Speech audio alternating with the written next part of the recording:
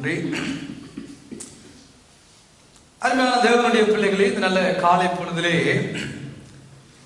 ஆண்டவருடைய சுபாவங்கள், ஆண்டவருடைய தன்மைகள், ஆண்டவருடைய குணாதிசயங்கள் என்று பார்க்கிற பொழுது அநேக காரியங்களை நாங்கள் ஒன்றன் பின் ஒன்றாக அடுக்கிக் கொண்டே போகலாம்.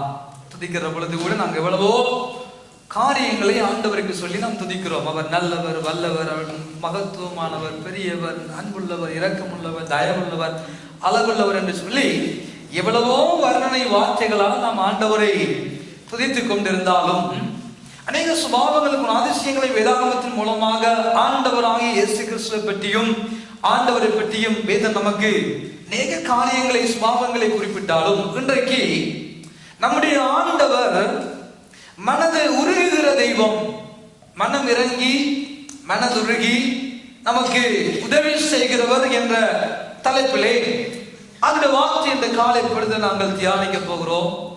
கர்த்தருடைய ஆவியானவர் நம் அனைவருக்கும் ஒரு பெரிய அனுக்கிரகத்தை உண்டு பண்ணுவாராக.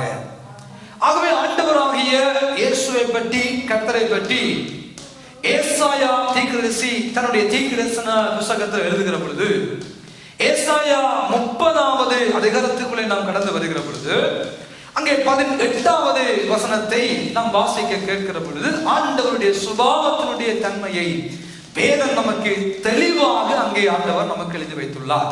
ஆகவே நாம் வாசிக்க கேட்போம். ஏசாயா 30வது அதிகாரம் 18வது வசனத்தை வாசியுங்கள். ஆனாலும் உங்களுக்கு இறங்கும்படி கர்த்தர் காத்திருப்பார்.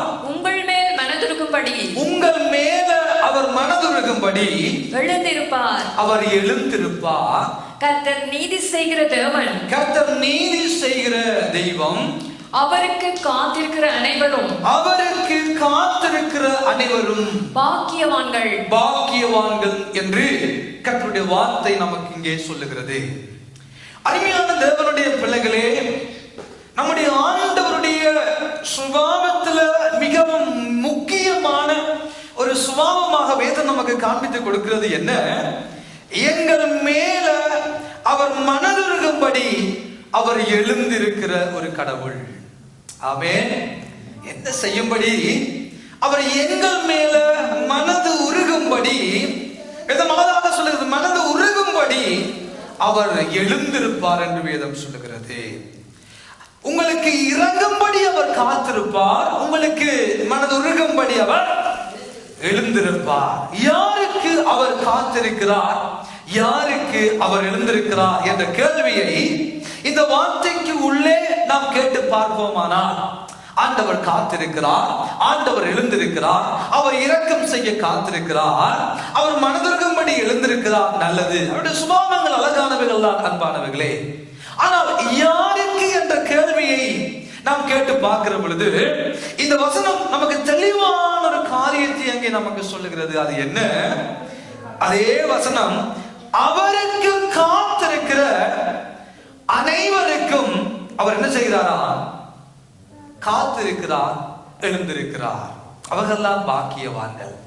இந்த காலை பொழுது அருமையான தேவனுடைய பிள்ளைகளே, ஆண்டவர் காத்திருக்கிறார், ஆண்டவர் எழுந்து மனதுருகி நமக்கு உதவி செய்யும்படி அவர் ஆயத்தமாய்த்தான் இருக்கிறார். யாருக்கு என்றால், அவருக்கு காத்திருக்கிறவர்களுக்கு அவர் எழுந்திருக்கிறார். அவருக்கு காத்திருக்கிறவர்களுக்கு அவர் காத்திருக்கிற ஒரு நல்ல தகப்பனாய், ஒரு நல்ல கடவுளாய், ஒரு நல்ல தெய்வமாய் அவர் நம்முடைய வாழ்க்கையில உலாவுகிறார் என்ற காரியத்தை வேதம் நமக்கு இங்கே அழகாக சொல்லுகிறது. அன்பான தேவனுடைய பிள்ளைகளே, இது ஏசாயா தீர்க்கதரிசி 54வது அதிகாரம் 10வது வசனத்துல ஆண்டவருடைய தன்மையை இன்னும் அழகாக அவர் நமக்கு சொல்லுகிற பொழுது அங்கே சொல்லுகிற அந்த குணாதிசயத்தை சற்று நாம் வாசிக்க கேட்போம். மலைகள் விலகினாலும் பர்வதங்கள் நிலை பெயர்ந்தாலும் என் கிருபை உன்னை விட்டு விலகாமலும் என் சமாதானத்தின் உடன்படிக்கை, என்னுடைய சமாதானத்தினுடைய உடன்படிக்கை நிலை பெயராமலும் இருக்கும் என்று உன்மேல் மனதுருகிற கர்த்தர் சொல்லுகிறார். உன்மேல மனதுருகுகிற ஒரு கர்த்தர் சொல்லுகிறார். அருமையான தேவனுடைய பிள்ளைகளே, நம்முடைய ஆண்டவர் எங்கள் மேல கரிசனை உள்ளவராய் இருக்கிறார். நம்முடைய ஆண்டவர் எங்கள் மேல இரக்கம் உள்ள கடவுளாய் இருக்கிறார். நம்முடைய ஆண்டவர் எங்கள் மேல எங்களுக்கு நீதி செய்யும்படியாக, எங்களுக்கு நியாயம் செய்யும்படியாக, எங்களுக்கு இறங்கி எங்களுக்கு உதவி செய்யும்படியாகவே அவர் இன்றைக்கும் இருக்கிறார். அவர் நமக்கு நன்மை செய்யும்படியாக, எல்லாம் நம்மை விட்டு போனாலும், மலைகள் விலகினாலும், பர்வதங்கள் நிலை பெயர்ந்தாலும் அவருடைய கிருபை மாத்திரம் இருக்கிறபடியினால் இன்றைக்கு இந்த 2025வது ஆண்டினுடைய கடைசி மாதத்துல நாம் நிற்கிறோம் என்றால் அவருடைய கிருபையும் அவருடைய இரக்கமும் அவருடைய உருக்கமுமே தவிர வேறு ஒன்றுமே இல்லை. நம்மை குறித்து நாம் மேன்மை பாராட்ட, நம்மை குறித்து நாம் சொல்லுவதற்கு நம்மிடம் ஒன்றுமே இல்லை. இந்த காலை பொழுதுல தேவ சமூகத்துக்குள்ள, தேவனுடைய ஆலயத்துக்குள்ள சுகத்தோடு பலத்தோடு ஆரோக்கியமாய் தேவனுடைய பிள்ளைகளாகி நாங்கள் இருக்கிறோம் என்றால் தேவன் எங்கள் மேல வைத்த அவருடைய இரக்கம், தெய்வம் எங்கள் மேல வைத்த அவருடைய தயவு, அவருடைய உருக்கம், அவருடைய கிருபையே அன்றி வேறு ஒன்றுமே இல்லை. எனக்கு அன்பான தேவனுடைய பிள்ளைகளே, இந்த கடந்த வாரங்களாய் பார்க்கிற பொழுது அநேக வியாதிகள், அநேக வேதனையான சம்பவங்களை நாங்கள் கேள்விப்பட்டு கொண்டுதான் இருக்கிறோம். என் சபையில் கூட அநேக தேவனுடைய பிள்ளைகள் பலவீனப்பட்டு வைத்தியசாலை அனுமதிக்கப்பட்டிருக்கிறார்கள், வியாதியோடு வாழ்ந்து கொண்டிருக்கிறார்கள். அநேகருடைய உறவுகள் அங்கே வைத்தியசாலையிலே மரணத்துக்கு ஏதுவான வியாதியினால் பிடிக்கப்பட்டவர்களாய் அவர்கள் வாழ்ந்து கொண்டிருக்கிற செய்தி நம்முடைய காதுகளில் கேட்டுக்கொண்டுதான் இருக்கிறது. ஆனால் தேவனுடைய பிள்ளைகளாகிய நானும் நீங்களும் தேவ சமூகத்துல தெய்வத்தினுடைய இரக்கத்தை நாடி, தெய்வத்தினுடைய கிருபையை நாடி, தெய்வம் தருகிற சுகத்தை நாடி அவருக்காக யார் யார் யார் காத்திருக்கிறோமோ அவர்களுக்கு நன்மை செய்யும்படியாக என் ஆண்டவர் எழுந்திருப்பார், அவங்களுக்கு உதவி செய்யும்படியாக என் ஆண்டவர் காத்திருக்கிறார் என்ற ஒரு நல்ல செய்தியை வேதாகமம் நமக்கு இங்கே காண்பித்து கொடுத்தாலும் ஒரு 3 விதமான தலைப்பின் அடிப்படையிலே ஆண்டவர் மனதுருகிற ஒரு கடவுள் தான், மனதுருகிற ஒரு கர்த்தர் தான். எப்படி, எந்த வகையில், எவ்வாறு நம்முடைய வாழ்க்கையில அவர் மனதுருகி பயணிக்கிறார் என்ற செய்தியின் 3 அம்சங்களை இந்த காலை பொழுதுல நானும் நீங்களும் கற்றுக்கொள்ள கர்த்தருடைய ஆவியானவர் நம் அனைவருக்கும் உதவி செய்வாராக. அருமையான தேவனுடைய பிள்ளைகளே, ஆகவே திருப்பிக் கொள்ளுங்கள். லூக்கா எழுதின சுவிசேஷ புத்தகத்திலே 10வது அதிகாரம் 33வது வசனத்தை நாங்கள் வாசிக்க கேட்போம். 10வது அதிகாரம் லூக்கா எழுதின சுவிசேஷ புத்தகம் 33வது வசனத்தை நாங்கள் வாசிக்க கேட்போம். அந்தபடியே ஒரு லேவியனும் அந்த இடத்துக்கு வந்து அவனை கண்டு பக்கமாய் விலகி போனான். பின்பு சமாரியன் ஒருவன் பிரயாணமாய் வருகையில் அவனை கண்டு மனதுருகி கிட்ட வந்து அவனுடைய காயங்களில் எண்ணெயும் திராட்சை ரசமும் பார்த்து காயங்களை கட்டி அவனை தன் சுய வாகனத்தின் மேல் ஏற்றி சத்திரத்துக்கு கொண்டு போய் அவனை பராமரித்தான். மறுநாளிலே தான் புறப்படும் போது 2 பணத்தை எடுத்து சத்திரத்தான் கையில் கொடுத்து, நீ இவனை விசாரித்துக்கொள், அதிகமாய் ஏதாகிலும் இவனுக்காக செலவழித்தால் நான் திரும்பி வரும்போது அதை உனக்கு தருவேன் என்றான். இப்படி இருக்க கள்ளர் கையில் அகப்பட்டவனுக்கு இந்த 3 பேரில் எவன் புறனாய் இருந்தான், உனக்கு எப்படி தோன்றுகிறது என்றார். அதற்கு அவன், அவனுக்கு இரக்கம் செய்தவனே என்றான். அப்பொழுது இயேசு அவனை நோக்கி, நீயும் போய் அந்தப்படியே செய் என்றார். நீயும் போய் அந்தப்படியே செய் என்றார். இந்த இடத்திலே பார்க்கிற பொழுது ஒரு மனிதன் எருசலேமில் இருந்து எரிகோவுக்கு பிரயாணப்படுகிற சம்பவத்தை வேதம் நமக்கு இங்கே காண்பித்து கொடுக்கிறது. அழகாய் அந்த மனிதன் புறப்பட்டு ஒரு பிரயாணத்தை செய்கிற பொழுது அவனை கள்ளர்கள் பிடித்து அவனை அடித்து அவனுடைய வஸ்திரத்தை கலட்டி அவனை நொறுக்கி சித்திரவதைப்படுத்தி அவனை ஒரு குட்டுவீராக தெருவோரத்தில் விட்டு செல்லுகிற சம்பவத்தை ஆண்டவராகிய இயேசு கிறிஸ்து சொன்னது மாத்திரமல்ல, அங்கே அவன் குட்டுவீராய் மரணத்துக்கு போராடி கொண்டு உயிருக்கு போராடி கொண்டு தெருவோரத்தில் நிற்கிற பொழுது 3 மனிதர்கள் புறப்பட்டு வருகிறார்கள். வந்தார்கள் என்ற சம்பவத்தை இயேசு சொல்லுகிறார். முதலாவது ஒரு ஆசாரியன் அந்த வழியாக புறப்பட்டு வருகிறான். இரண்டாவது ஒரு லேவியன் அந்த வழியாக புறப்பட்டு வருகிறான். மூன்றாவது ஒரு சமாரியன் அந்த வழியாக புறப்பட்டு வருகிறான். ஆசாரியனும் லேவியனும் அவர்கள் இருவரும் தேவனுடைய காரியங்களை அறிந்தவர்கள்.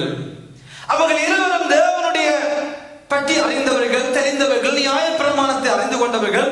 எப்படி ஒருவன் கிறிஸ்துவுக்குள் வாழ வேண்டும், எப்படி வாழக்கூடாது, எதனை செய்ய வேண்டும், எதனை செய்யக்கூடாது என்றெல்லாம் அநேகமான அறிவுடையவர்களாய், தெளிவுடையவர்களாய், வேதத்தை அறிந்தவர்களாய் அவர்கள் இந்த பூமியில வாழ்ந்து கொண்டுதான் இருந்தார்கள். எனக்கு அன்பானவர்களே, ஆலய கர்மங்களில் ஈடுபடுகிறவர்கள், ஆண்டவருக்காக ஊழியங்களை செய்கிறவர்கள், ஆசாரியர்களா இருந்து ஆசாரிய ஊழியத்தை செய்கிறவர்கள், லேவியர்களா இருந்து லேவி ஊழியத்தை செய்கிறவர்கள். ஆகவே இந்த இருவரும் எல்லாம் அறிந்திருந்தாலும் கூட, எல்லாவற்றை குறித்து தெளிவான அறிவு உடையவர்களா இருந்தாலும், இப்படிப்பட்ட ஒரு கடினமான ஒரு சூழ்நிலையில உயிருக்கு ஒருவன் போராடி கொண்டிருக்கிற பொழுது அந்த ஆசாரியனோ அந்த லேவியனோ அவனை கண்டும் காணாதது போல புறப்பட்டு போனதை வேதம் நமக்கு இங்கே காண்பித்து கொடுத்தாலும், ஒரு சமாரியன் அந்த வழியாக வந்த பொழுது அந்த சமாரியன் அந்த குட்டிகராய் கிடந்தவனை கண்டு அவனுக்கு உதவி செய்து அவனுடைய காயங்களுக்கு அங்கே மருந்து கட்டி, அப்பொழுது அவனுக்கு எது அவசியமாய் தேவைப்பட்டதோ அந்த தேவையை இந்த சமாரியன் சந்தித்து, அதன் பின்பதாகவும் அந்த மனிதனுக்கு எது தேவையோ அதற்குரிய நிவாரணத்தை அவன் செய்து கொண்டு போய் அவனுடைய எதிர்கால நலன் கருதி அவனை கொண்டு போய் அங்கே சத்திரத்தில் அவனை விட்டு அங்கே அவனை பராமரிக்கும்படி, அவனை போஷிக்கும்படி தேவையான எல்லா எதிர்காலத்துக்குரிய காரியங்களையும் அவன் பார்த்துக் கொள்ளுகிற ஒரு நல்ல மனிதனாக அந்த சமாரியனை அங்கே ஆண்டவராகிய இயேசு கிறிஸ்து காண்பித்துக் கொடுக்கிறார். அப்பொழுது கேட்கிறார், இந்த மூவரில் யார் நல்லவன்?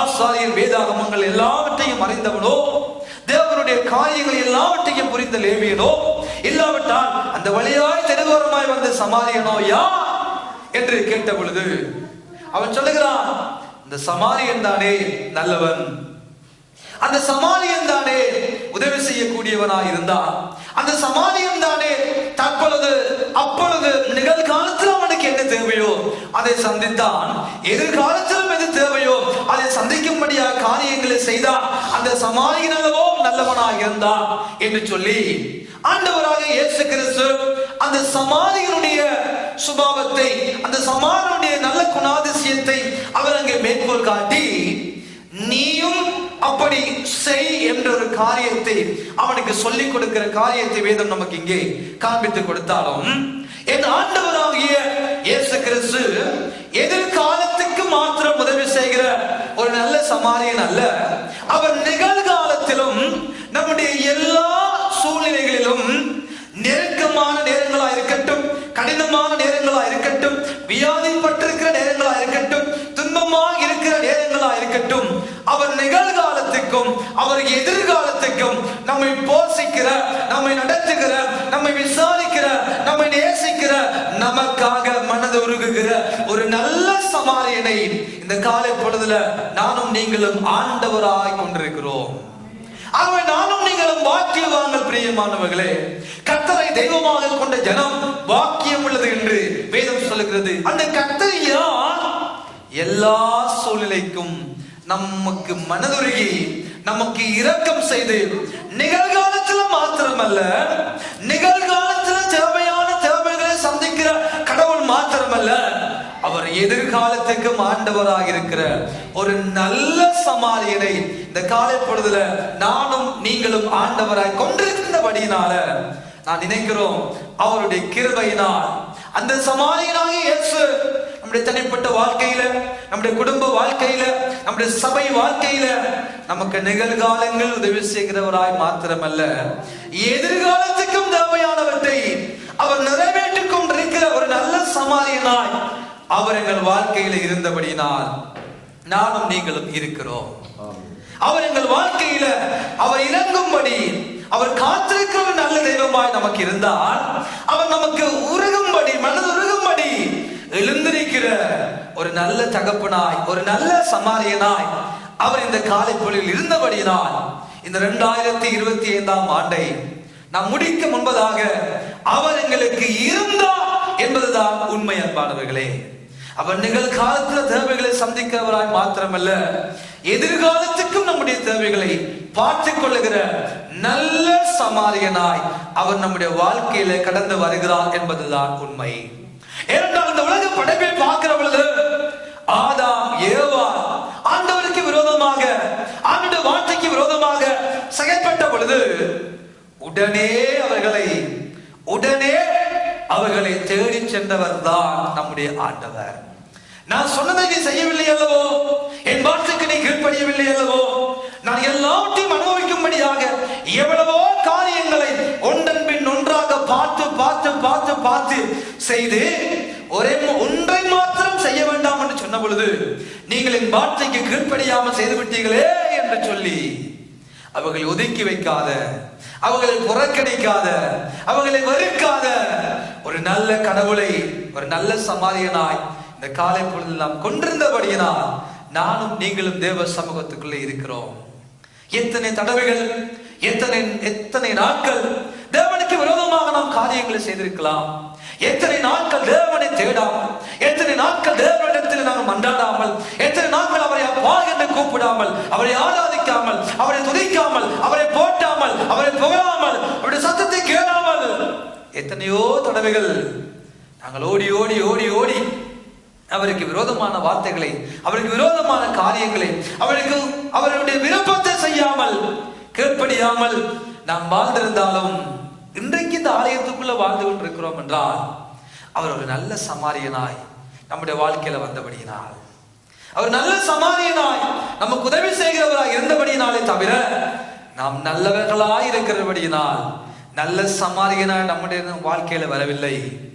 அவர் ஒரு நல்ல சமாரியனாய் இருந்தபடியினால் நமக்கு நன்மை செய்யும்படியாக, விழுகிற பொழுதெல்லாம் நம்மை தூக்கி விடும்படியாக, தடுமாறுகிற பொழுதெல்லாம் நம்மை நடத்தும்படியாக, குட்டுகிறாய் ஏதோ ஒரு காரியத்தினால், அது வேறு மனிதர்களாக இருக்கட்டும், சூழ்நிலைகளால் இருக்கட்டும், காரியங்களால் இருக்கட்டும், ஏதோ ஒரு காரியங்களால் பாதிக்கப்பட்டு நம் குட்டுகிறாய் இருந்த நேரங்களில் எல்லாம், நாம் குட்டுகிறாய் கடந்த நேரங்களில் எல்லாம், நாம் கைவிடப்பட்டு வேதனையோடு கண்ணீரோடு வாழ்ந்த நேரங்களில் எல்லாம் நம்மை மனதுருகும்படியாக எழுந்திருக்கிற ஆண்டவர் நல்ல சமாரியனாய் இத்தனை மாதங்களாய் நம்முடைய வாழ்க்கையில கடந்து வந்தார். இத்தனை நாட்களாய் நம்முடைய வாழ்க்கையில கடந்து வந்தார்.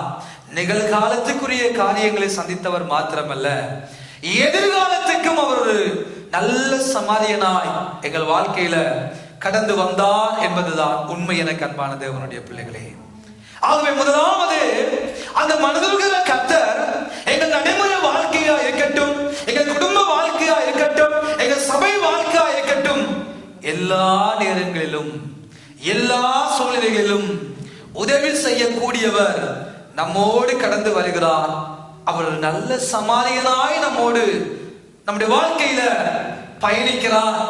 குட்டுவராய் கிடக்கிற பொழுதெல்லாம் நம்மை தேடி வருகிற ஒரு நல்ல சமாரியனை இந்த காலை பொழுதுல முதலாவதாக நாம் ஆண்டவராய் கொண்டுள்ளோம். அன்பானவர்களே, இரண்டாவதாக வேதம் நமக்கு காண்பித்து கொடுக்கிறதான அவருடைய குணாதிசயத்தினுடைய தன்மையை பார்க்கிற பொழுது லூக்கா 15வது அதிகாரத்தை நாம் திருப்பிக் கொள்கிற பொழுது லூக்கா 15ஆம் அதிகாரம் 11வது வசனத்தில் இருந்து 24வது வசனம் வரைக்கும் ஆண்டவர் நமக்கு அநேக காரியங்களை அங்கே கற்றுக் கொடுத்தாலும் நாம் வாசிக்க கேட்போம். 20வது வசனத்தை வாசியுங்கள்.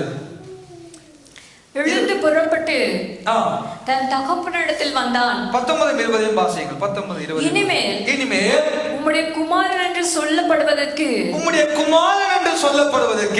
நான் பாத்திரன் அல்ல, உம்முடைய கூலிக்காரரில் ஒருவனாக என்னை வைத்துக் கொள்ளும் என்று சொல்லி எழுந்து புறப்பட்டு தன் தகப்பனிடத்தில் வந்தான். அவன் தூரத்தில் வரும்போதே, வருகிற பொழுதே அவனுடைய தகப்பன் அவனை கண்டு மனது உருகி ஓடி அவன் கழுத்தை கட்டி அவனை முத்தம் செய்தான். குமாரன் தகப்பனை நோக்கி தகப்பனே பரத்துக்கும் விரோதமாகவும் உமக்கு முன்பாகவும் பாவம் செய்தேன். இனிமேல் உம்முடைய குமாரன் என்று சொல்லப்படுவதற்கு நான் பாத்திரன் அல்ல என்று சொன்னான். அப்பொழுது தகப்பன் தன் ஊழியக்காரரை நோக்கி நீங்கள் உயர்ந்த வஸ்திரத்தை கொண்டு வந்து இவனுக்கு உடுத்தி இவன் கைக்கு மோதிரத்தை போட்டு கால்களுக்கு பாதரட்சை போடுங்கள். கொழுத்த கன்றை கொண்டு வந்து அடியுங்கள். நாம் புசித்து சந்தோஷமாய் இருப்போம் என்று தன்னுடைய வேலை ஆட்களுக்கு சொல்லுகிற ஒரு காட்சியை இங்கே வேதம் நமக்கு காண்பித்துக் கொடுக்கிறது. இந்த சம்பவம் சிறு வயதிலிருந்து வாலிப பிராயத்திலிருந்து பெரியவர்களாய் நம் அனைவருக்கும் நன்றாய் தெரிந்த ஒரு சம்பவம். அது என்ன? ஒரு தகப்பனுக்கு 2 பிள்ளைகள் இருந்தார்கள். அந்த 2 பிள்ளைகள் இளையவன் அப்பாவை நோக்கி, ஆஸ்தியில எனக்கு வருகிற பங்கு எனக்கு பிரித்து தாரும் என்று தகப்பனத்துல ஒரு கோரிக்கையை முன்வைக்கிறார். அப்பொழுது தகப்பன் ஒரு மாற்று கருத்தும் இல்லாமல், அன்புள்ள தகப்பன், பிள்ளையின் மேல இரக்கம் உள்ள தகப்பன், பாசம் உள்ள தகப்பன் என்ன செய்கிறார்? ஒரு மாற்று கருத்தும் இல்லாமல் உடனே தனக்கு தேவையான தன்னிடம் இருக்கிறதான எல்லா ஆஸ்தியையும் 2ஆக பிரித்து, ஒருவன் தான் கேட்டான், ஆனால் இருவருக்கும் பகிர்ந்து சரியாக கொடுத்து விட்டான். மூத்தவன் கேட்டானோ? இல்ல. ஆனால் வேதம் சொல்லுகிறது, அவன் கேட்டான், அவர்களுக்கு பங்கிட்டு கொடுத்தார்கள். அப்போ ஒருவன் கேட்டபடியினால் சொத்து 2ஆக பிரிவுபட்டு சமனாக சரியாக பிரித்து தகப்பனார் இந்த இளைய குமாரனுக்கு கொடுக்கிறார். அவன் என்ன செய்கிறான்? அந்த ஆஸ்திகள் எல்லாவற்றையும், சொத்துக்கள் எல்லாவற்றையும், பணம் எல்லாவற்றையும் அள்ளிக்கொண்டு தூர தேசத்துக்கு புறப்பட்டு போனான் என்று வேதம் சொல்லுகிறது. தூர தேசத்துக்கு புறப்பட்டு போனவன் அங்கே அவனுக்கு அறிமுகம் இல்லாத நண்பர்கள், அவனுக்கு புதிதான நண்பர்கள், புதிதான உறவுகள், புதிதான எல்லாமே புதிது, எல்லாருடைய வாழ்க்கையில புதுசாக இருக்கிறது. பணத்தோடு சொத்தோடு புறப்பட்டு போனவன் அங்கே அவனை கேட்க யாரும் இல்லை. அவன் ஒரு காரியத்தை தவறாய் செய்கிற பொழுது அதை தண்டிக்க யாரும் இல்லை, அவனை எச்சரிக்க யாரும் இல்லை. அவன் இஷ்டம் போல, அவன் விரும்பினபடி துன்மார்க்கமாய் அவன் ஜீவனம் பண்ணினான் என்று வேதம் சொல்லுகிறது. துன்மார்க்கத்தனமாய் அவன் ஜீவனம் பண்ணி எல்லா சொத்துக்களும் நிறைவேறும் மட்டும் தன்னுடைய கையிலிருந்து முடிகிற வரைக்கும் எல்லாவற்றையுமே செலவழித்த ஒரு நிலைமை. எல்லாவற்றையும் முடித்து விட்டான். அவனுடைய பணம் முடிந்து விட்டது, அவன் கொண்டு போன சொத்துக்கள் முடிந்து விட்டது. இப்பொழுது கையறு நிலைமையில அந்த தேசத்து குடியானவன் ஒரு இடத்துல போய் அவன் ஒட்டி கொண்டான் என்று வேதம் சொல்லுகிறது. ஒட்டி கொண்டு அவனுடைய வயல்களில அங்கே பண்டிகளை மேய்க்கும்படியான ஒரு வேலை அவனுக்கு கிடைத்து விட்டது. புறப்பட்டு போனவன், எல்லாம் முடிந்து விட்டது, எல்லா பணமும் செலவழிந்து விட்டது. ஆனால் அவனுடைய உள்ளத்துக்குள்ள இப்படி யோசனை வருகிறது, வேலை செய்யணும் என்ற ஒரு யோசனை வந்துட்டது. என்ன செய்யணும்? நான் இனி வேலை செய்து சாப்பிடணும்.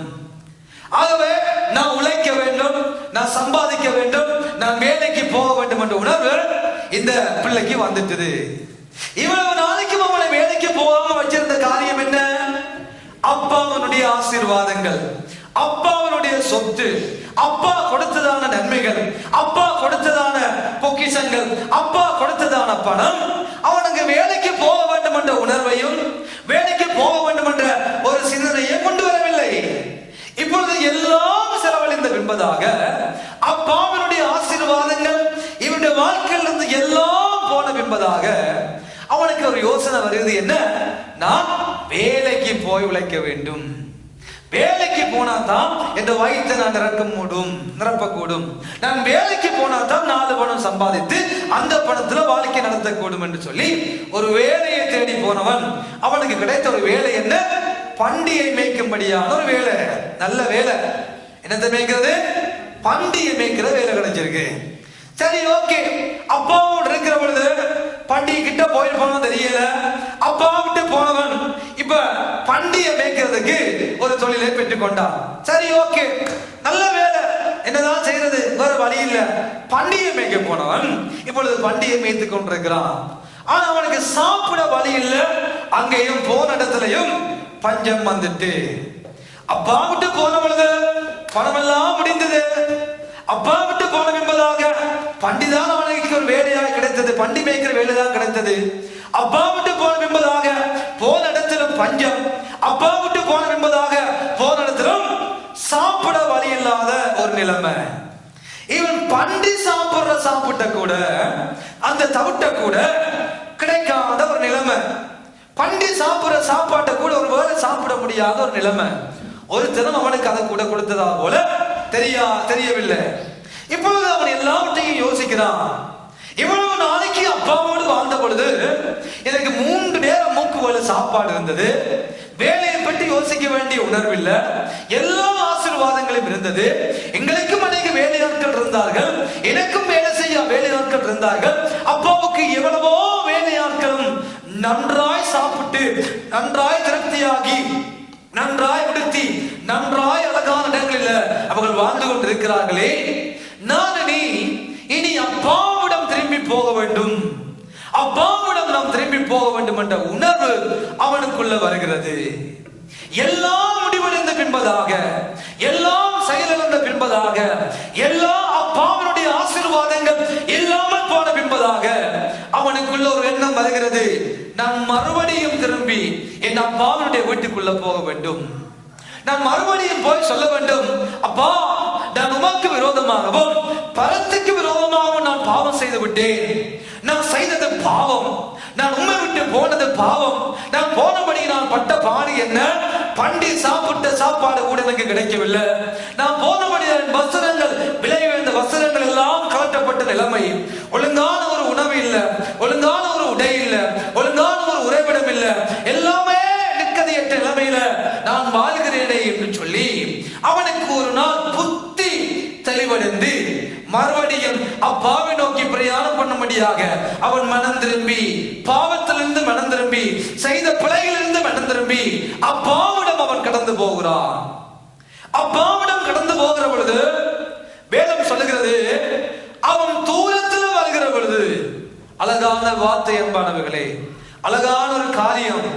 அழகாய் போனவன், கொழுமையாய் போனவன், உயர்ந்த வஸ்திரங்களோடு போனவன், அநேக சொத்துக்களோடு போனவன், இப்போ எல்லாவற்றையும் துன்மார்க்கமாய் வேசித்தனம் பண்ணி செலவழித்து அப்பாவனுடைய ஆசீர்வாதங்களை அழித்து எல்லாவற்றையும் இழந்து சாப்பிட வழி இல்லாமல், இருக்க இடமில்லாமல், உண்ண உணவில்லாமல் அப்பாவுக்கு விரோதமாய் தவறிழைத்தபடியினால் அவனுடைய அடிப்படை தேவைகளை கூட நிறைவேற்ற முடியாத நிலைமையோடு அவன் தூரத்தில் வருகிறான்.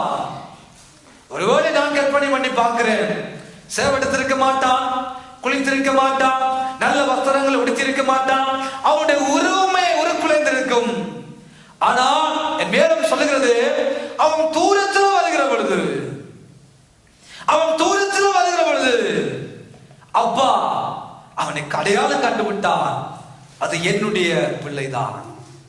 அப்பா அவனை அடையாளம் கண்டுவிட்டான், அது என் மகன் தான். தூரத்தில் வருகிற பொழுது அவன் மேல மனதுருகி ஓடி போய் அவனை கட்டி வாரி அணைத்துக் கொள்ளுகிற ஒரு நல்ல தகப்பன் இன்றைக்கும் எனக்கும் உங்களுக்கும் உண்டு. ஒரு நல்ல சமாரியனாய் நம்முடைய வாழ்க்கையில கடந்து வருகிறவர் மாத்திரமல்ல, ஒரு நல்ல தகப்பனாய் எங்கள் வாழ்க்கையில இருந்து நமக்காக மனதிருக்கிறவரை தெய்வமாக இந்த காலை பொழுதில் கொண்டிருக்கிறோம். அம்மா, ஒருவேளை நம்மை பெற்றவர்கள், ஒருவேளை இந்த மாம்ச பிரகாரமாய் நம்ம இந்த பூமியில பெற்றெடுக்கும்படியாக ஆண்டவரால் நியமிக்கப்பட்ட பெற்றோர் தகப்பன்மார் ஒருவேளை இந்த உலகத்தை விட்டு கடந்து போயிருக்கலாம். ஒருவேளை அப்படிப்பட்ட தகப்பன்மார் இருந்தும் நமக்கு உதவியற்றவர்களாக அவர்கள் வயது போனவர்களாக ஒருவேளை வாழ்ந்து கொண்டிருக்கலாம். ஒருவேளை அவர்கள் இருந்தும் ஒரு பிரயோஜனமற்றவர்களாக ஒருவேளை நாங்கள் வாழ்ந்து கொண்டிருந்தாலும் அவர்களையும் உண்டாக்கின, அவர்களுக்கும் தகப்பனா இருக்கிற பரமபிதா, அவர்களுக்கும் தகப்பனா இருக்கிற ஒரு பிதா, ஒரு தகப்பன் நமக்கு எல்லா சூழ்நிலைகளிலும் அவர் நமக்காக காத்து கொண்டிருக்கிறார். ஏசாயா தீர்க்கதரிசி அதைத்தான் சொல்லுகிறார், அவர் நமக்கு இறங்கும்படி அவர் காத்து கொண்டே இருக்கிறார். என் பிள்ளை எப்பொழுது வருவான், என் பிள்ளை என்னை விட்டு போனவன் துன்மார்க்கமா ஜீவனம் பண்ணினவன் தான், வேஸ்டிகளிடம் சென்று ஆசைகளை அளித்தவன் தான், என் சொத்தை இல்லாமல் ஆக்கினவன் தான், எனக்கு விரோதமாய் பாவம் செய்தவன் தான், என் பெயருக்கு களங்கம் பண்ணினவன் தான். எந்த நிலைமையில எப்படி இந்த காலப்படத்துல தேவ சமூகத்துக்குள்ளே இந்த 2025ஆம் ஆண்டு கடைசி மாதத்திலே நானும் நீங்களும் நிற்கிறோம் என்பது நமக்கு தெரியும். அன்பானவர்களே, அப்பாவின் சமூகத்தை விட்டு அப்பாவின் பிரசன்னத்தை இழந்து அப்பாவுடைய வார்த்தைகளுக்கு விரோதமாய் அப்பாவுடைய காரியங்களுக்கு விரோதமாய் என் அப்பா விரும்புகிற விருப்பங்களுக்கு விரோதமாய் ஒருவேளை பாவத்துல ஒருவேளை ஆண்டவருக்கு விரோதமான காரியத்தை செய்து கொண்டிருப்போமானால் ஆண்டவர் நமக்கு சொல்லுகிறார், நம்முடைய அப்பா நாம் எந்த சூழ்நிலைகளில் இருந்தாலும் அவன் நமக்கு அப்பாவாகவே காத்து கொண்டே இருக்கிறார். நமக்கு இறங்கும்படி. யாருக்கு இறங்குகிறார்? எவர்கள் அவருக்காக காத்து கொண்டிருக்கிறார்களோ அவர்கள் பாக்கியவான்கள் என்று ஏசாயா 30:18 வாசித்தோம். யாருக்கு கர்த்தர் இறங்குகிறார்? யாருக்கு கர்த்தர் காத்திருக்கிறார்?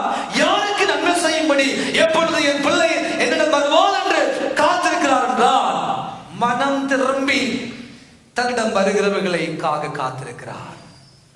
சாதாரணமாய் சாப்பிட வழி இல்லையே, உடுக்க உடுப்பில்லையே, இருக்க இடமில்லையே என்று ஒரு வேளை அவன் அப்பாவிடம் பாவத்தோடு, அவன் அப்பாவிடம் அசிங்கத்தோடு, அக்கிரமத்தோடு, பாவத்தோடு, ரகசியமான பாவங்களோடு அப்பாவிடம் ஒரு வேளை அவன் திரும்பி வந்திருந்தான், அப்பா இரக்கம் செய்திருப்பாரோ எனக்கு தெரியவில்லை.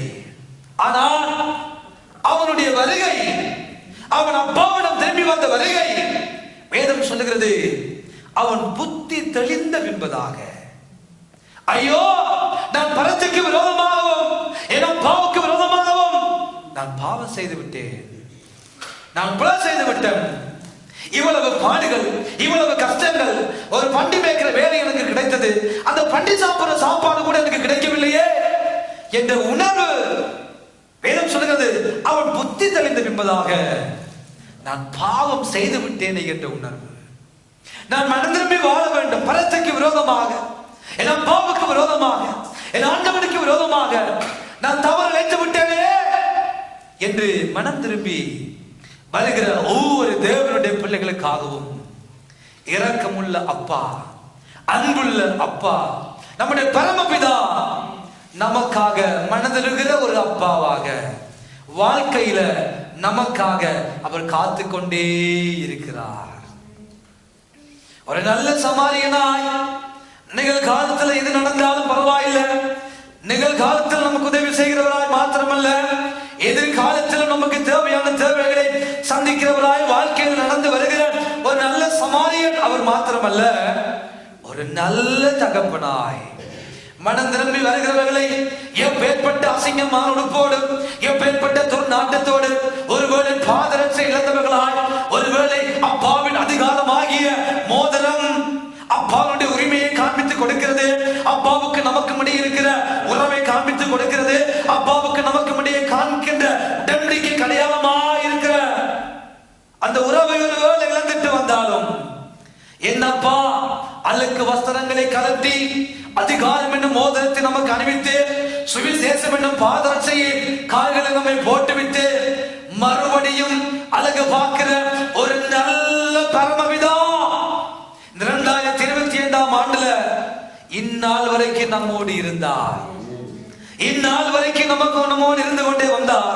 அம்மா எத்தனை தடவைகள் அப்பாவை வேதனைப்படுத்தி இருப்போம், எத்தனை தடவைகள் அப்பாவை விட்டு தூரம் போயிருப்போம், எத்தனை தடவைகள் அப்பாவுடைய பெயருக்கு களங்கம் அசிங்கம் ஏற்படுகிற வாழ்க்கை வாழ்ந்திருப்போம்.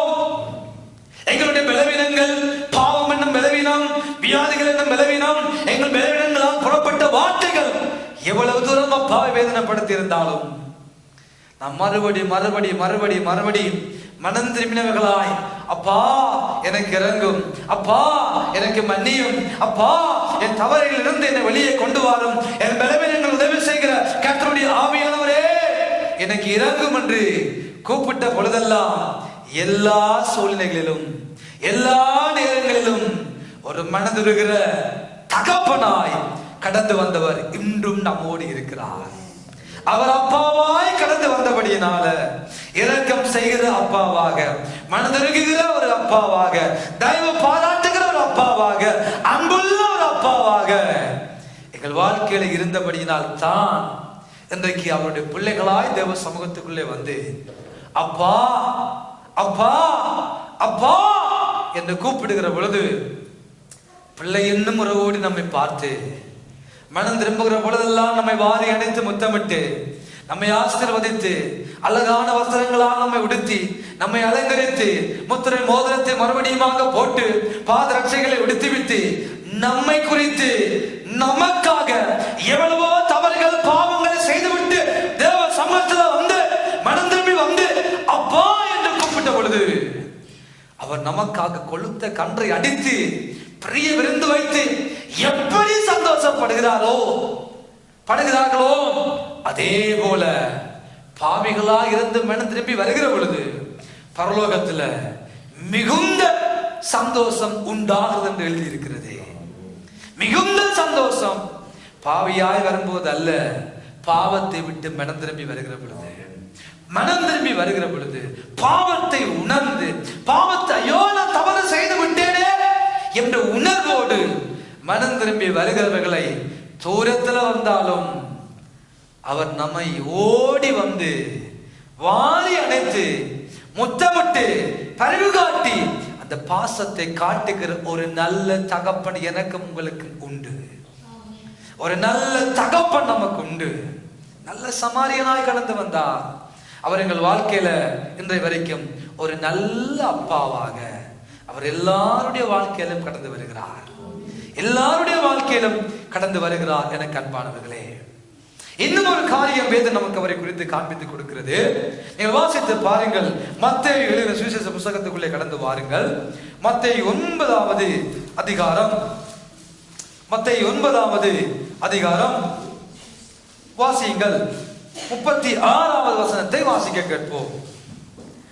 அவர் திரளான ஜனங்களை கண்ட பொழுது, அவர் திரளான ஜனங்களை கண்ட பொழுது அவர்கள் மேய்ப்பன் இல்லாத ஆடுகளைப் போல, அவர்கள் மேய்ப்பன் இல்லாத ஆடுகளைப் போல தோய்ந்து போனவர்களும் சிதறப்பட்டவர்களுமாய் இருந்தபடியினால் அவர்கள் மேல் மனதுருகி தம்முடைய சீஷர்களை நோக்கி அறுப்பு மிகுதி வேலையாட்களோ கொஞ்சம் ஆதலால் அறுப்புக்கு எஜமான் தமது அறுப்புக்கு வேலையாட்களை அனுப்பும்படி அவரை வேண்டிக் கொள்ளுங்கள் என்றார். இங்கே ஒரு காரியத்தை, ஆண்டவருடைய தன்மையை வேதம் நமக்கு மிக தெளிவாக காண்பித்துக் கொடுக்கிறது. அது என்ன? ஆண்டவர் பார்க்கிறார், அநேக மந்தைகளை பார்க்கிறார். அவர்கள் தொய்ந்து போனவர்களும் அவர்கள் இளைப்புள்ளவர்களும் அவர்கள் மேற்பன் இல்லாத ஆடுகளுமாய் எந்த வழியில செல்வது, எங்கே போவது, எதை செய்வது, எதை சாப்பிடுவது, எங்கே தண்ணி குடிப்பது, என்ன செய்வது என்று தெரியாமல் எல்லாம் தான் நினைத்த வழியில தடுமாறிக்கொண்டு எங்கே போவது என்று தெரியவில்லை, எதை சாப்பிடுவது என்று தெரியவில்லை, எதை குடிப்பது என்று தெரியவில்லை, எல்லா இடங்களிலும் அலைந்து கொண்டு மந்தைகள் தெரிகிற பொழுது அவர்கள் மேற்பன் இல்லாத ஆடுகளைப் போல, அவர்கள் மேற்பன் இல்லாத ஆடுகளைப் போல அந்த ஆடுகள் அலைந்து கொண்டு திரிந்தபடியினால் என் ஆண்டவர் அவர்கள் மேல மனதுருகுகிறார். ஒரு சமாரியன் தன் ஓரத்தில் ஆதரவற்ற நிலைமையில் இருந்த பொழுது மனதுருகினான். ஒரு தகப்பன் தூரத்தில் வருகிற பொழுது தன் பிள்ளைகளுக்காக மனதுருகினான். இங்கே வேதம் காண்பித்துக் கொடுக்கிறது. ஒரு மேய்ப்பனுக்கு புரிகிறது அந்த ஆடுகள் இவ்வளவு வேதனைப்படுவதற்கு காரணம், அந்த ஆடுகள் எங்கே போவதென்று தெரியாததுக்கு காரணம், அந்த ஆடுகளை மேய்க்க ஒரு நல்ல மேய்ப்பன் இல்லை. ஒரு ஆடுகளை மேய்த்து அவர்களை சரியான வழியில கொண்டு போய் அவர்களை சரியான வழியில கொண்டு மேய்ப்பதற்கு ஒரு மேய்ப்பன் இல்லாத ஆடுகளைப் போல அந்த ஆடுகள் இருக்கிறதே என்று சொல்லி என் ஆண்டவர் மனதுருகினார் என்று வேதம் சொல்லுகிறது. அவரை குறித்து யோவான் எழுதுகிற பொழுது நீங்கள் வாசித்து பாருங்கள். யோவான் அவரை குறித்து எழுதுகிற பொழுது 10வது அதிகாரத்திலே 9வது வசனமாக இருக்க வேண்டும். வாசித்து பாருங்கள். 9வது வசனம். நானே வாசல், என் வழியாய் ஒருவன் உட்பிரவேசித்தான், என் வழியாய் ஒருவன் உட்பிரவேசித்தான், அவன் ரட்சிக்கப்படுவான், அவன் தான் ரட்சிக்கப்படுவான், அவன் உள்ளும் புறமும் சென்று மேய்ச்சலை கண்டடைவான். 11 வாசிங்க. நானே நல்ல மேய்ப்பன், நல்ல மேய்ப்பன் ஆடுகளுக்காக தன் ஜீவனை கொடுக்கிறான், தன்னுடைய ஜீவனை கொடுக்கிறான். அருமையான தேவனுடைய பிள்ளைகளே, இந்த உலகத்தில் அநேக மேய்ப்பர்கள் நம்முடைய வாழ்க்கையில இருந்திருக்கலாம். நம்மை ஆரம்ப ரட்சிப்புக்குள்ளே நடத்துவதற்கு ஒரு சில மேய்ப்பர்கள் நம்மை நடத்தி இருக்கலாம். ரட்சிக்கப்பட்டு உள்ளே வருகிற பொழுது அநேக மேய்ப்பர்கள் நம்மை சத்தியத்துக்குள்ள நடத்தி இருக்கலாம், ஆவிக்குள்ள நடத்தி இருக்கலாம். தேவனை அறிகிற அறிவிலே நாங்கள் வளரும்படியாக நம்மை மேய்த்திருக்கலாம். அன்பானவர்களே, அநேக மேய்ப்பர்கள் காலத்துக்கு காலம் நம்முடைய வாழ்க்கையில வந்து நம்ம மேய்த்து போய் இருந்திருக்கலாம். அவர்களையும் ஆண்டவர் ஏற்படுத்தினது உண்மைதான். ஆனால் எல்லா மேய்ப்பர்களை பார்க்கிலும் ஆண்டவர் சொல்லுகிறார், நானே நல்ல மேய்ப்பன். ஒரு நல்ல மேய்ப்பனாய் அவர் நம்முடைய வாழ்க்கையில கடந்து வந்தபடியினால் அந்த மேய்ப்பனுக்கு புரிகிறது, இந்த மந்தைகள் சிதறி இருப்பதற்கு காரணம் ஒரு நல்ல மேய்ப்பன் இல்லாதபடியினால் இவர்கள் சிதறப்பட்டிருக்கிறார்களே என்று சொல்லி அவர்கள் மேல மனதுருகுகிற ஒரு நல்ல மேய்ப்பனாய் நம்முடைய வாழ்க்கையில கடந்து வந்தார்.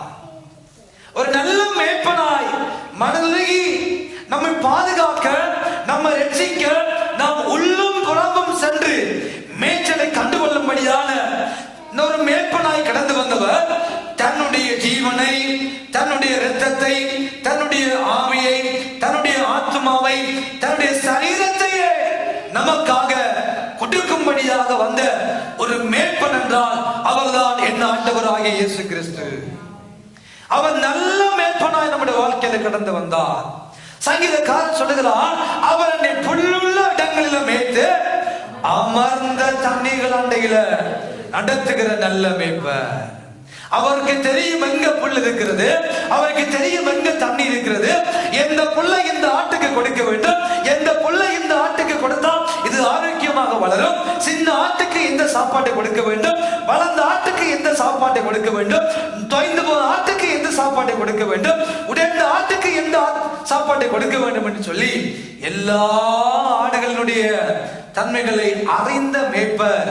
அவர் நம்மை சரியாய், நான் விசுவாசிக்கிறேன், நம்முடைய வாழ்க்கையில ஒரு நல்ல மேய்ப்பனாய் இருந்தபடினால் அவர் நம்மை புல்லுள்ள இடங்கள்ல மேய்த்து அமர்ந்த தண்ணீர்கள் அண்டையில நம்மை கொண்டு போய் விட்டார். அவர் விட்டபடியினால் இன்றைக்கு இந்த காலை பொழுதுல அவருடைய சமூகத்துக்குள்ள நாங்கள் இருக்கிறோம். என்பானவர்களே, வேதம் சொல்லுகிறது, அநேகர் நடுகிறார்கள், ஒரு சிலர் நம்முடைய வாழ்க்கையில நீர் பாய்ச்சுகிறார்கள். அம்மா, நடுகிறவனாலும் ஒன்றுமில்ல, நீரை பாய்ச்சுகிறவனாலும் ஒன்றுமில்ல, விளைய செய்கிற தேவனால் எல்லாம் ஆகும். நம்மை ஒரு வேலை ரட்சிப்புக்குள்ள நடத்துவதற்கு ஒரு சில மேய்ப்பர்களை ஆண்டவர் உலகத்தில் வைத்து நம்ம ரட்சிப்பின் பாதையில் நம்ம நடத்தி இருக்கலாம்.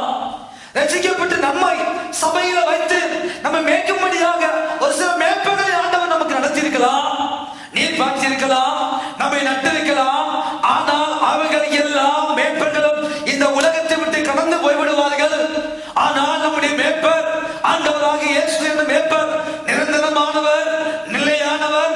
நம்ம எல்லாரையும் பார்க்கிறோம், இந்த உலகத்தில் நம்ம மேய்த்த எல்லா மேய்ப்பர்களை பார்க்கிறோம், தன் ஜீவனையே நமக்காக கொடுத்த ஒரு மேய்ப்பர் நமக்கு உண்டு. அவருக்கு தெரியும் எப்பொழுது எதை, எந்த நேரத்தில், எந்த வேளையில என் ஆட்டுக்கு கொடுக்க வேண்டும், எந்த மன்னாவை எப்பொழுது கொடுக்க வேண்டும், எந்த மன்னாவை எந்த ஆட்டுக்கு எப்பொழுது கொடுக்க வேண்டும் என்று அவருக்கு நன்றாய் தெரியும். நன்றாய் தெரிந்தபடியால் தான் சொல்லுகிறார், நல்ல மேய்ப்பன் தன் ஆடுகளுக்காக ஜீவனை கொடுக்கிறார். தன் ஆடுகளுக்காக ஜீவனை கொடுக்க வந்தவர் அவர்தான் நல்ல மேய்ப்பர். அந்த நல்ல மேய்ப்பர் சொல்லுகிற காரியங்களை யோவான் அங்கே நமக்கு எழுதி கொண்டே போகிறார். நீங்கள் வாசித்து பாருங்கள். 14வது வசனத்தை வாசியுங்கள். யோவான் 10:14 வாசியுங்கள். நானே நல்ல மேய்ப்பன், நானே நல்ல மேய்ப்பன், பிதா என்னை அறிந்திருக்கிறது போலவும், பிதா என்னை அறிந்திருக்கிறது போல நான் பிதாவை அறிந்திருக்கிறது, நானும் பிதாவை அறிந்திருக்கிறேன். நான் என்னுடையவைகளை அறிந்திருந்தோம், நான் என்னுடையவைகளையும் அறிந்திருக்கிறேன், என்னுடையவைகளால் அறியப்பட்டும் இருக்கிறேன், அறியப்பட்டும் இருக்கிறேன், ஆடுகளுக்காக ஜீவனையும் கொடுக்கிறேன், ஜீவனையும் கொடுக்கிறேன். ஹல்லேலூயா! எவ்வளவு அழகாக ஆண்டவர் சொல்லுகிறார். நான் என் பிதாவை அறிந்திருக்கிறது போல, பிதா என்னை அறிந்திருக்கிறது போல, நானும் என் ஆடுகளை அறிந்திருக்கிறேன். நம்முடைய மேய்ப்பர், ஒருவேளை உங்களை மேய்ப்பராக எனக்கு உன் நிலைமைகள் எல்லாம் தெரியாமல் இருக்கலாம். ஆனால் என்னையும் உங்களை மேய்க்கிறவராகிய மேய்ப்பனுக்கு, என்னையும் உங்களையும் மேய்த்துக் கொண்டு வந்ததான அது நல்ல மேய்ப்பருக்கு எல்லாம் தெரியும். நம்முடைய எல்லா நிலைமைகளும் அவருக்கு தெரியும். அது ஒருவேளை நல்ல விதமாய் நாம் எதிர்கொள்ளுகிற நிலைமைகளாக இருக்கட்டும், அதுவும் நமக்கு தெரியும். இந்த உலகத்துல யாருக்குமே தெரியாதபடி அந்த ரங்கத்துல நாங்கள் வடிக்கிற கண்ணீரின், வேதனையின், துக்கத்தின் பாதையில் போய்கொண்டிருக்கிற நிலைமையாக இருக்கட்டும், அந்த நிலைமையையும் அறிந்தொரு பரமபிதா நமக்கு உண்டு. அந்த நிலைமையில் அறிந்தவர் எனக்கு உங்களுக்கும் உண்டு. இயேசு சொல்லுகிறார், நான் பிதாவை அறிந்திருக்கிறது போல, பிதா என்னை அறிந்திருக்கிறது போல, நானும் என்னுடையவைகளை அறிந்திருக்கிறேன். இந்த காலை பொழுதிலே அப்படிப்பட்ட ஒரு நல்ல மேய்ப்பர் நமக்கு உண்டு அன்பானவர்களே. ஒருவேளை ஈவன் பெற்றோராகி நமக்கு பிள்ளைகளுடைய எல்லா நிலைமைகளும் நமக்கு தெரியாமல் இருக்கலாம். அவருடைய சரீர பிரகாரமான தேவைகள், உள ரீதியான தேவைகள், மன ரீதியான தேவைகள், அவருடைய ஆவி சம்பந்தப்பட்ட தேவைகள், ஆத்மா சம்பந்தப்பட்ட தேவைகள், இந்த உலகத்துல ஒரு பெற்றோராய் நியமிக்கப்பட்டு நமக்கு நம்முடைய ஈவன் ஒரு சில பிள்ளைகள் நம்முடைய வாழ்க்கையில குடும்பத்தில் இருந்தாலும் அவர்களுடைய எல்லா நிலைமைகளும் நமக்கு தெரியாது. அதனாலே ஆண்டவர் சொல்லுகிறார், என் மேய்ப்பர் சொல்லுகிறார், நம்ம மேய்க்கிற நல்ல மேய்ப்பர் சொல்லுகிறார், எப்படி பிதாவை அறிந்திருக்கிறேனோ அப்படி பிதா என்னை அறிந்திருக்கிறார், அது போல நானும் என்னுடையவைகளை அறிந்திருக்கிறேன். எவ்வளவு ஒரு அழகான மேய்ப்பர்! யோசித்து பாருங்கள், எவ்வளவு ஒரு அழகான மேய்ப்பர்! அது இந்த உலகத்துல நாங்கள் எதிர்நோக்குகிற சவாலா இருக்கட்டும், இந்த உலகத்துல கற்புலன் ஆகாத இயற்கைக்கு அப்பாற்பட்ட ரீதியில சரீர பிரகாரமாக, மானசீக ரீதியாக, உள்ள ரீதியாக நாம் எதிர்கொள்கிற எந்த நெருக்கங்களா இருந்தாலும் என் ஆண்டவர் சொல்லுகிறார், என்னுடையவைகளை, என் மேய்ப்பர் சொல்லுகிறார், என்னுடையவைகளை அறிந்திருக்கிறேன், என்னுடையவைகளை அறிந்திருக்கிறேன். ஒவ்வொரு ஆத்துமாவையும், ஒவ்வொரு தேவனுடைய பிள்ளைகளையும் அறிந்த ஒரு நல்ல மேய்ப்பன் இந்த காலை வேளையில் எனக்கும் உங்களுக்கும் உண்டு. அந்த தைரியம் நமக்கு வர வேண்டும். ஒரு நல்ல மேய்ப்பனாய் கடந்து வந்தார், ஒரு நல்ல சமாளிகனாய் கடந்து வந்தார், ஒரு நல்ல தகப்பனாய் நம்முடைய வாழ்க்கையில இருக்கிறார். அது மாத்திரமல்ல, எல்லா சூழ்நிலைகளிலும், எல்லா நெருக்கங்களிலும், எல்லா வேதனைகளையும் அறிந்தவர் இந்த காலை பொழுது நமக்கு உண்டு. அவர் எல்லாம் அறிந்தவர். மரண இருளில் பள்ளத்தாக்கு நடந்தாலும் நாங்க பயப்பட தேவையில்லை, நம்ம பொல்லாப்புக்கு பயப்பட தேவையில்லை. ஏன் பேர்பட்ட மரண இருள்கள் நம்ம சூழ்ந்து கொள்ளட்டும், நம்முடைய பக்கத்துல 1000 பேரும், நம்முடைய வலது புறத்துல 10,000 பேரும் எழுந்து நிற்கலாம், விழலாம், எதுவும் நம்முடைய கண்களுக்கு முன்பாக தெரியலாம், எல்லாம் பெரிதாக தெரியலாம், 1000 தெரியலாம், 10,000 தெரியலாம். ஆண்டவர் சொல்லுகிறார், விழட்டும் ஐயா, ஆனா அணுகாது. ஏனென்றால் என்னுடையவைகளை அறிந்திருக்கிறேன் என்று சொன்ன ஆண்டவர் ஆகிய இயேசு கிறிஸ்து இந்த காலை பொழுதில் அவர் உயிரோடு இருக்கிறார். எல்லாம் அவருக்கு வெட்ட வெளிச்சமாக இருக்கிறது, அவருக்கு மறைவானது ஒன்றுமில்லை, எல்லாம் அவருடைய பார்வைக்கு முன்பதாக இருக்கிறது. அவர் எங்களை மேய்ப்பார், அவர் எங்களை மேய்ப்பார். நம்முடைய பாத்திரம் நிரம்பி வழியும்படி செய்வார், நம்முடைய பாத்திரங்களை நிரப்புவார். அது நிரம்பி வழிகிற ஆசீர்வாதமான நிலைமைக்குள்ளே நம்மை ஆண்டவர் இந்த ஆண்டு நம்ம நடத்தினார், இந்த ஆண்டு நம்மை போஷித்தார். இந்த ஆண்டு நமக்கு எது தேவையோ அது எல்லாவற்றையும் தேவையான நேரத்துல, தேவையான காலத்துல தேவைகளை அறிந்தவர் எப்படி திறமை விடுதலையாக்கி நம்மை நடத்தி கொண்டு வந்தாரோ, எப்படி ஒரு நல்ல மேய்ப்பரா நம்முடைய வாழ்க்கை இருந்து நம்ம நடத்தி கொண்டு வந்தாரோ, அப்படியே நம்மை தொடர்ந்து நடத்துகிற ஒரு நல்ல மேய்ப்பர் நம் அனைவருக்கும் உண்டு. ஆமென். ஒரு நல்ல சமாரியன் நமக்கு உண்டு. நிகழ்கால காரியங்களா இருக்கட்டும், எதிர்கால காரியங்களா இருக்கட்டும், எல்லாவற்றையும் பார்த்துக் கொள்ளுகிற சமாரியன் ஆகிய மனதிருக்கிற கடவுள் நமக்கு உண்டு. ஒரு நல்ல தகப்பனாய் இருந்து மனம் திரும்பி வருகிற பொழுது வாரி அணைத்து கட்டி பிடித்து எப்பேற்பட்ட அழுக்கோடும் எப்பேற்பட்ட துர்நாற்றத்தோடும் எப்பேற்பட்ட கீழ்ப்படியாமை நிமித்தமாக வந்த சாபத்தோடும் தேவ சமூகத்துல எல்லாம் இழந்து அப்பாவே என்று கூப்பிட்டு வருகிற பொழுது, மனம் திரும்பி வருகிற பொழுது, எப்பேற்பட்ட துர்நாற்றமாக இருந்தாலும் அந்த துர்நாற்றத்தை கழுவி துப்புரவாக்கி அழகான வஸ்திரத்தை உடுத்தி பின்பதாக கட்டி பிடித்து வாரி அனுப்பவர் அல்ல. எப்பேற்பட்ட துர்நாற்றத்தோடும் மனம் திரும்ப தேவ சமூகத்துக்குள்ள வருகிறவர்களை வாரி அணைத்து முத்தமிடுகிற ஒரு நல்ல தகப்பன் உண்டு, ஒரு நல்ல பிதா உண்டு, ஒரு நல்ல மேய்ப்பர் உண்டு. பிதாவாக செயல்படுகிறவர், நல்ல மேய்ப்பராக செயல்படுகிறவர், நல்ல சமாரியனாக நம்முடைய வாழ்க்கையில செயல்படுகிற எங்கள் ஆண்டவராகிய இயேசு கிறிஸ்து நமக்கு இரக்கம் செய்ய காத்திருக்கிறார். நமக்கு மனதிருக்கும்படி எழுந்திருக்கிறார். யார் யார் அவருக்காக அவரை நோக்கி காத்திருக்கிறீர்களோ அவர்களை பார்த்து ஆண்டவர் சொல்லுகிறார், அவர்கள் பாக்கியவான்கள். இந்த காலை பொழுதுல அவருடைய பிள்ளைகளாய் அவருக்காக, அவருடைய இரக்கத்துக்காக, அவருடைய உருக்கத்துக்காக காத்திருக்கிற தேவனுடைய பிள்ளைகளாகிய நானும் நீங்களும் பாக்கியவான்கள். ஆமென். நம் பாக்கியவான்கள், நாம் அனைவரும் பாக்கியவான்கள். நமக்காக ஒருவர் இருக்கிறார். அவர் நல்ல மேய்ப்பர், நல்ல தகப்பன், நல்ல சமாரியன், நமக்காக காத்திருக்கிறவர், நமக்காக மனதிருக்கும்படி எழுந்திருக்கிற ஒரு நல்ல தெய்வம். ஆமென். இதுவரைக்கும் நம்முடைய வாழ்க்கையில் அவர் இருந்தார். எத்தனை பேர் சொல்லக்கூடும் ஆமென் என்று? இதுவரைக்கும் இருந்தார். எல்லா சூழ்நிலையிலும் இருந்தார், எல்லா நெருக்கங்களிலும் இருந்தார், எல்லா உயர்விலும் இருந்தார், எல்லா தாழ்விலும் இருந்தார். நல்ல சமாரியனாய், நல்ல தகப்பனாய், நல்ல மேய்ப்பனாய் இருந்தவர், இருக்கிறவர், இனியும் நம்முடைய வாழ்க்கையில இருப்பார். இது வானத்தின் வாசல், என் இயேசையா ஆசீர்வாதத்தின்